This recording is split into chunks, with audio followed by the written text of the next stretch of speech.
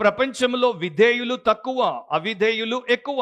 క్రైస్తవ సంఘములో కూడా విధేయులు తక్కువ, అవిధేయులు ఎక్కువ. అవిధేయులుగా ఉన్నటువంటి రక్తమాంసములు గల మనుషులందరినీ కూడా సాతాను ప్రేరేపిస్తూనే ఉంటాడు అండ్ వారిని తన యొక్క ఉద్దేశం కొరకు పనికి పెడుతూనే ఉంటాడు. అలాంటప్పుడు వారితో మనకు యుద్ధం జరుగుతుంది, పోరాటం ఉంటుంది. కానీ ఆత్మీయ పోరాటంలో గుర్తించాల్సింది ఏంటంటే ప్రధానంగా మనం రక్తమాంసములు గల వారితో పోరాడట్లేదు, మనం పోరాడేటువంటిది సాతానుతో అండ్ ఆత్మల సమూహముతో.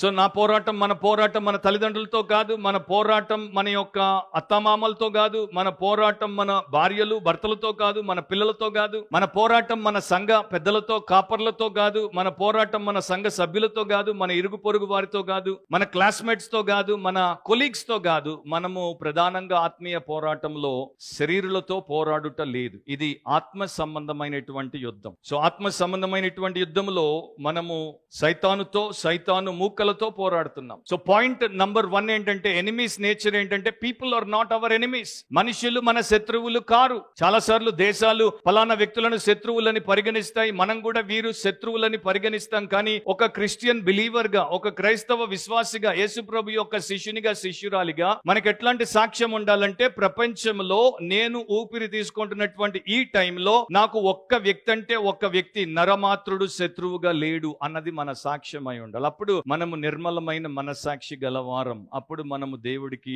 సమీపస్తులం, అన్యోన్య సహవాసంలో ఉన్నాం. అండ్ మీ పాస్టర్ గా నేను ఆ సాక్ష్యం ఈ పూట చెప్పగలను. ఈ ప్రపంచంలో ఈ డేట్న నాకు ఒక్క సింగిల్ హ్యూమన్ ఎనిమీ లేదు.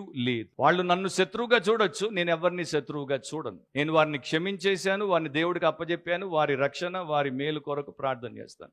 So I do not have even a single enemy, but I have a spiritual enemy. కానీ ఆత్మ సంబంధమైనటువంటి విరోధి ఉన్నాడు. ఒక భక్తుడు అంటాడు, మనుష్యులను సాతాను వాడుకుంటాడు.